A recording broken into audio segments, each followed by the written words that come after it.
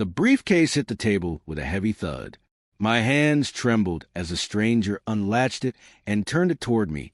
Inside were neat stacks of documents, bank slips, deeds, and share certificates. On the very top sat a single letter, yellow with time but sealed with my father's handwriting. "Your father left this for you," the man said, his voice calm but piercing. $80 million. Hidden all these years. I felt the air leave my chest. $80 million. For decades, I had walked the earth like a ghost, erased by my own blood, discarded like trash at 16. I had begged for scraps, fought to stay alive, slept under bridges while the same family that threw me out smiled for church photos. And now, a stranger walked in carrying my father's secret fortune, the life-changing wealth that should have been mine all along. My throat went dry. My mind screamed questions. Why me? Why now? Why would a man who let me starve leave me this? But the stranger leaned closer and whispered words that froze me to my core.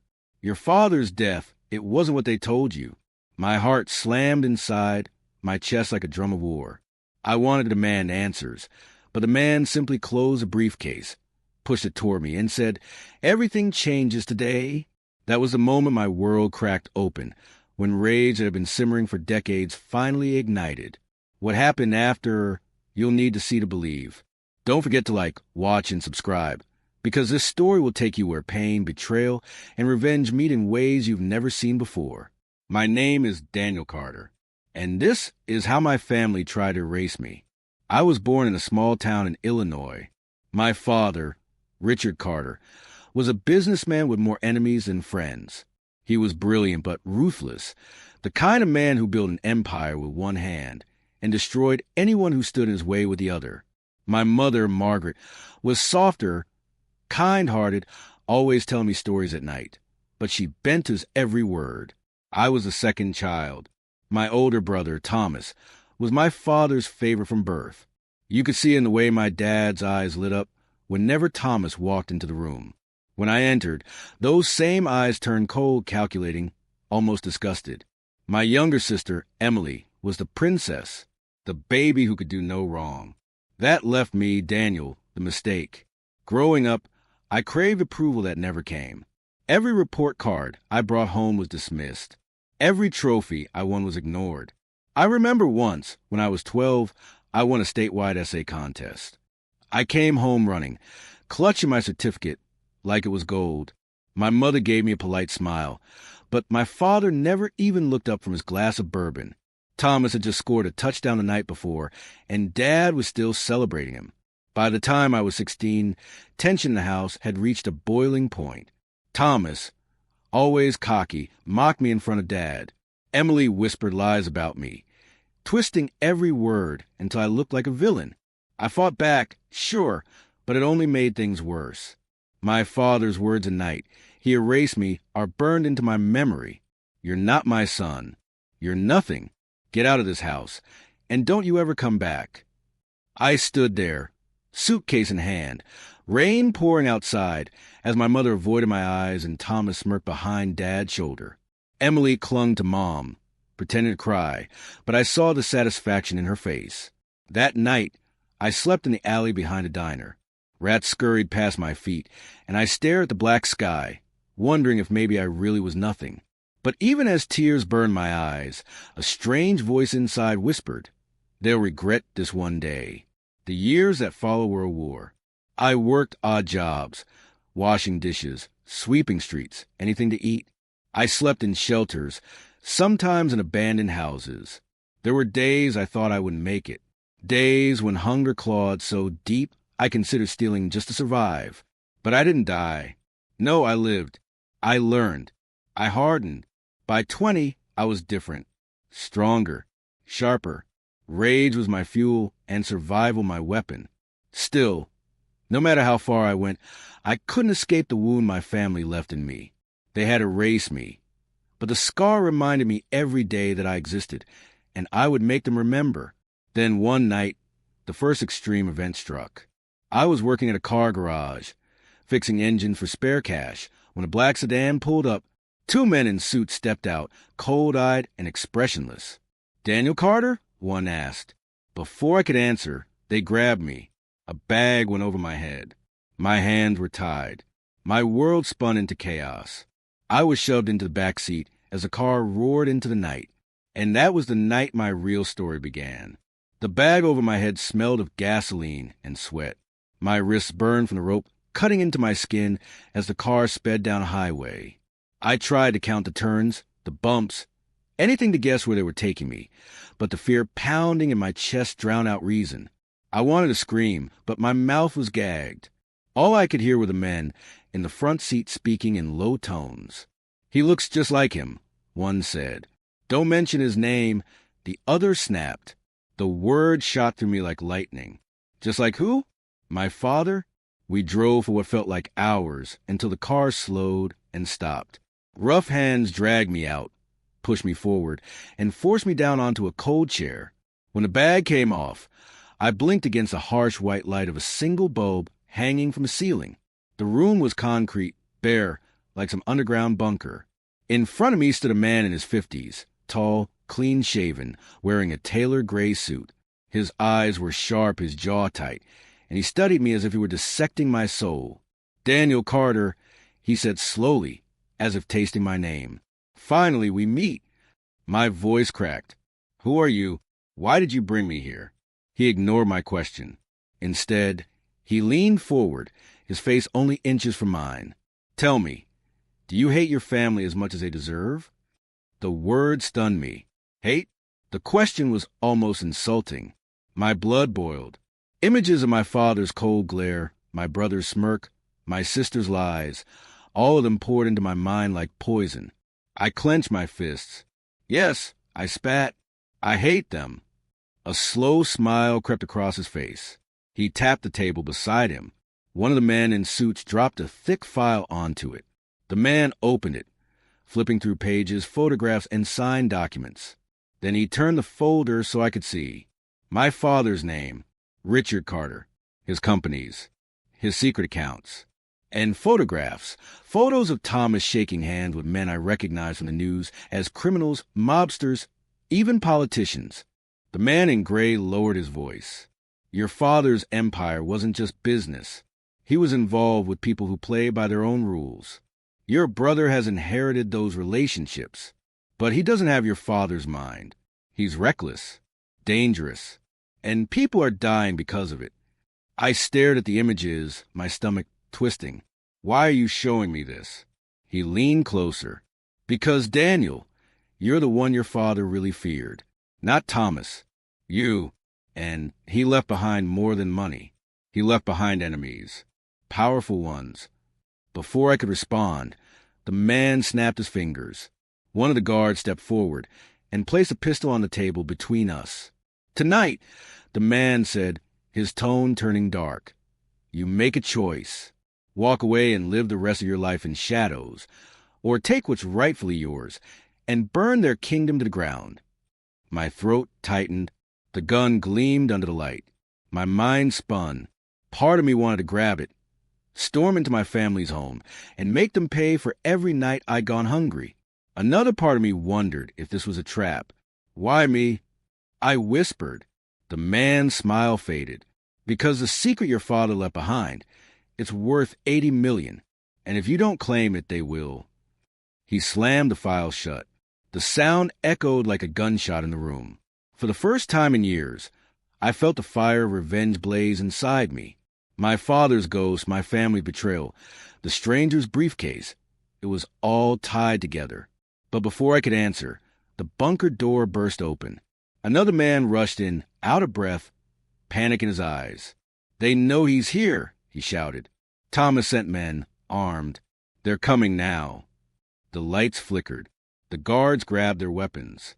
The man in gray cursed under his breath, then turned to me. "Choose, Daniel. Right now. Are you with us or against us?" The sound of heavy boots thundered in the hallway. Gunfire erupted. The walls shook. And in that chaos, with the pistol still on the table in front of me, I knew my next move would decide everything. The table rattled as gunfire ripped through the hallway. Dust rained down from the ceiling. The pistol glared at me under the swinging bulb, almost daring me to take it. My pulse hammered in my ears. The man in gray barked orders. Hold the door. Buy us time. His guards moved fast, flipping tables, loading magazines. The bunker exploded into chaos, but his cold eyes never left mine. Daniel, he said, his voice steady, you were erased once. Will you let it happen again? Pick up that gun. My hands trembled. The memory of my father's voice, you're nothing, roared inside me. My brother's smug grin, my sister's poisonous lies. The night I slept in the rain at 16, all of it surged like fire in my veins. I grabbed the gun. The metal was cold, heavy, final. The man in gray gave a sharp nod, then pulled a small device from his pocket and slid it across the table. A tracker. If we die tonight, follow the signal. It leads you to the rest of your father's secret. Before I could reply, the bunker door shuddered. Bullets punched holes through the steel, sending sparks across the floor. One guard screamed as he fell. Another dragged him back, blood soaking the concrete. On me, the man in gray shouted. He kicked the door open, unleashing a storm of gunfire down the hall. I crouched low, clutching the pistol, my breath ragged. Then I saw him, through the smoke and muzzle flashes, standing at the far end of the hall, like a king inspecting his throne. Thomas, my brother. He was older now, sharper suit, thicker jaw, but the same arrogant eyes. And when his gaze met mine, his lips curled into a cruel smile. Well, well, he shouted over the gunfire. The ghost returns. Hearing his voice after all these years was like swallowing glass. Rage exploded in me. My finger hovered on the trigger, but the man in gray shoved me back. Not yet. Stay alive. Grenades clinked across the floor. The guard screamed, diving for cover. The blast tore through the bunker, hurling me against the wall. My ears rang, vision blurred, smoke filling my lungs. I coughed, stumbling to my feet. The man in gray grabbed my arm. His suit was torn, blood trickling from his forehead. Run, Daniel. Take the tracker and run. I'm not leaving you. I shouted. You don't understand, he hissed. They don't want me. They want you. And then, in that split second, I realized the truth. My brother hadn't come for him. He had come for me. Boots pounded closer. The smoke cleared just enough for me to see Thomas aiming a rifle straight at me. You should have stayed dead, little brother, he sneered. The crack of the shot split the air. But before the bullet reached me, the man in gray lunged in front of me. The sound of impact echoed through my skull as his body slammed into mine. Warm blood splattered across my face. He staggered, eyes wide, then collapsed at my feet. I froze. The man who had dragged me into this war, who promised answers, who spoke of my father's secrets, was bleeding out in my arms. His last words were barely a whisper. Don't trust them. His eyes rolled back, and the tracker slipped from his hand into mine. I screamed his name, but it was drowned out by the thunder of Thomas's voice. Kill him. Dozens of footsteps surged toward me. My hand tightened around the gun. My father's secret was now in my palm. My brother's soldiers were closing in, and for the first time in decades, I realized I wasn't the forgotten son anymore. I was the target, and I had no choice but to fight. The bunker erupted into hell. Gunfire tore through the smoke as Thomas's men stormed in. Sparks danced off the walls. Bullets whined past my ears. I dropped low, clutching the pistol with both hands, the tracker burning in my pocket like a brand. The man in gray's body lay heavy at my feet, his blood pooling across the concrete. My chest heaved. My mind screamed one thing: survive. I dove behind an overturned table as bullets shattered the bulb above, plunging the room into chaos. Shadows flickered, and all I could hear were the screams of dying men, and Thomas's laughter echoing down the hall. Run, little brother, his voice taunted. Run, like the coward you've always been. Anger surged hot in my veins. I wanted to stand, to shoot him dead, to end this now, but the cold edge of survival cut deeper than rage. I crawled toward the side door, firing blindly over my shoulder. One of his men went down with a shriek. Another cursed and ducked back. The door burst open, and moonlight spilled in. I bolted into the night. The air outside was freezing, biting my skin as I sprint across an open field. Behind me, flashlights danced and voices barked commands. Don't let him escape. My lungs burned, my legs screaming, but the fear of capture kept me moving. I darted into the woods, branches slapping my face, mud sucking at my shoes. The gun felt like an anchor in my hand, heavy but necessary. Shots cracked through the trees. Bark exploded inches from my head. I stumbled, crashed into the underbrush, then forced myself up again. My chest was on fire, my mind replaying one thought. If they catch me, I'm dead. Finally, I collapsed behind a fallen log, gasping. My hands shook as I pulled the tracker from my pocket. The small device glowed faintly, blinking red. Whatever secret my father had hidden, whatever $80 million was buried in this nightmare, this tracker was a key. But I wasn't alone. A shadow shifted behind the trees. I froze, raising the pistol. Come out! I shouted, my voice raw. A figure stepped forward slowly. Not one of Thomas's men. At least not dressed like them. It was a woman, mid-30s, dark jacket, sharp eyes that cut through the dark. She raised her hands. I'm not here to hurt you, she said. I've been waiting for this moment. My grip tightened on the gun. Who the hell are you? She gave a faint smile. Someone your father trusted more than his own family. My name is Sarah Whitmore, and if you want to stay alive, you'll come with me, right now. My pulse hammered. How could I trust her? Everyone so far had dragged me deeper into this madness. But then the sound of dogs barking, growing louder, echoed through the woods. Thomas's men were closing in. Sarah's voice hardened. You don't have time to doubt me. They'll kill you before sunrise.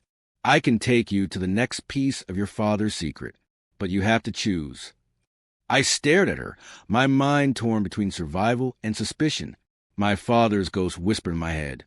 My brother's laughter echoed in my ears, the blood of the man in gray still fresh on my hands. Before I could answer, a beam of light swept across the woods. Shouts rang out. He's here. Over there. Sarah yanked a revolver from her coat and fired 2 shots into the darkness. A man cried out and fell. She turned back to me, eyes blazing. Daniel, now! I clenched the tracker, the gun heavy in my other hand, the night alive with death around me. And in that split second, with Thomas's army crashing closer, I had to decide whether to trust a stranger with my life or face my brother's wrath alone. I made my choice. The shouts behind me grew louder, the beams of flashlights cutting through the trees like knives. Sarah's revolver smoked in her hand, her eyes locked on mine. For one sharp heartbeat, I hesitated. Then I moved. Lead the way, I said. She didn't waste a second. We tore through the woods, branches clawing at our faces, gunfire snapping at our heels. The dogs barked, closer now, hungry for blood. My chest heaved, but Sarah moved like a shadow, fast and sure, as if she knew every inch of this forest. After what felt like hours, we stumbled into a clearing. An old barn stood in the moonlight, its roof sagging, its walls gray with rot. Sarah kicked the door open and pulled me inside. Dust and hay choked the air. She slammed the door shut, dropped the heavy latch, and turned to me. You have no idea how big this is, Daniel, she said, her voice low but urgent. Your father left you more than money. He left you the power to bring down men who think they own this country.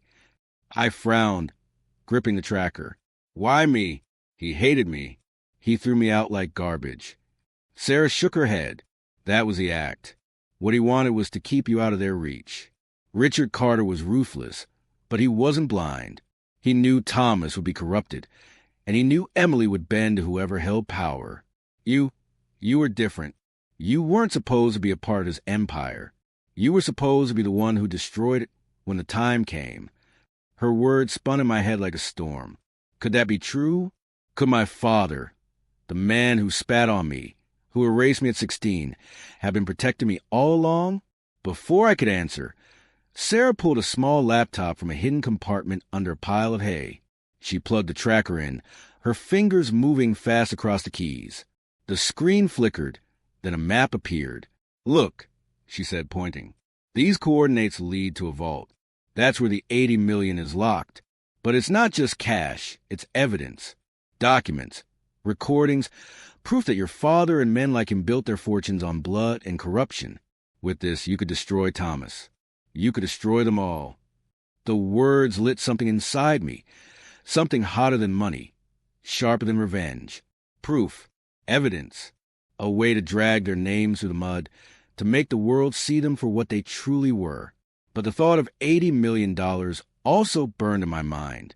Money that could buy me freedom. Money that could let me live the life they stole from me. Sarah's eyes narrowed, as if she could read my thoughts. You'll have to decide, Daniel. Do you want justice or do you want wealth? Before I could respond, the barn door rattled violently. Voices outside. Thomas's men. Search the place. Sarah cursed under her breath, snapping the laptop shut. We have to move, now. She led me through a hidden hatch beneath the floorboards. We crawled to the darkness, the smell of damp earth filling my lungs. The tunnel stretched long and narrow, every scrape of my knees echoing. Above us, boots pounded across the barn floor. Finally, the tunnel opened into a drainage ditch at the edge of the forest. We stumbled out into the night air. Sarah grabbed my arm, forcing me to face her. Listen to me, Daniel. We don't have much time. Once Thomas realizes you're alive, he'll burn this country to ashes to find you. The vault is your only leverage. It's your father's final weapon, and it's meant for you.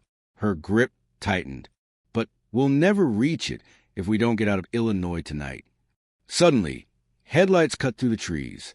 A black SUV roared down the dirt path, its tires spitting mud. My blood froze as I saw who stepped out of the passenger seat. Emily, my sister. She was older now, polished, dressed in a navy suit like some Wall Street executive. But her eyes, the same cold, cunning eyes from my childhood, burned as they landed on me. She smiled, but it wasn't warmth. It was victory. Well, Emily said, her voice smooth as poison. The forgotten brother, alive, and still as pathetic as ever. Thomas stepped out behind her, clapping slowly, his rifle gleaming in the moonlight. You didn't think you could run forever, did you? He sneered. Sarah raised a revolver, and I lifted my pistol, my hands trembling but ready. My brother and sister stood before me, two faces of the family that erased me, two enemies wearing the blood of my childhood. And I knew in that moment this was no longer about surviving. This was about finishing what had started decades ago. The standoff stretched, the night holding its breath. Then Thomas raised his hand, and his soldiers stepped forward, rifles aimed. Enough games, he said coldly. Take him. The first shot rang out. The gunshot shattered the silence of the night. Muzzle flashes lit the trees. I dropped to the ground, rolling into the ditch as bullets ripped through the air. Sarah fired back, her revolver booming like thunder, dropping one of Thomas's men in the mud. Move, Daniel, she screamed. I crawled behind a tree, my hands shaking, heart slamming. The pistol in my grip felt like both a lifeline and a curse. Thomas's voice cut through the chaos. You can't win, little brother. That gun won't save you. Hand over the tracker, and I might let you live. The tracker, my father's secret. The vault. Everything hung on this blinking piece of metal in my pocket. Emily stepped forward to the gunfire, her heels clicking against the dirt like she was walking a runway. She didn't even flinch as bullets hissed around her. Her eyes burned into mine. Daniel, she called, her voice calm, cold. You were never supposed to have it. Father wanted me to carry his legacy. Not you. He told me everything. My blood froze. You're lying. Her lips curled into a smile. Am I? You think he erased you because he hated you? No, he erased you because you were weak. You didn't have the stomach for what he built.